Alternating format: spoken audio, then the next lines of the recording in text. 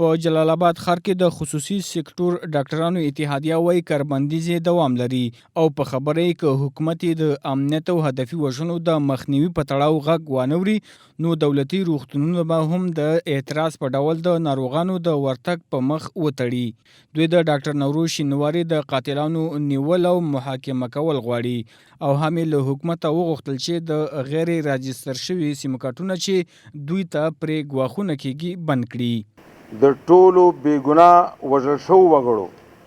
او په ځانګړې توګه د شهید رنځوروال ډاکټر نوروز شینواري د قتل عاملین نیول او په قانوني محکمه کې محاکمه کول غواړو. له ولسمشر څخه په ملي بنسټونو کې د ننګرهار د مهمو ادارو د سیستم جوړښت او تصفیه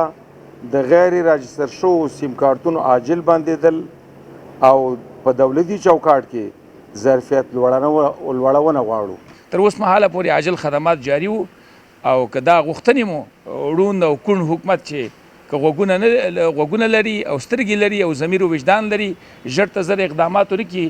نو د دولتي روغتونونو کې به هم چې همدغه وګړي پکې کار کوي د ولس بچیان بیا به هم خپل خدمات ځنډوي تر څو هغه غوښتنې ومنل شي.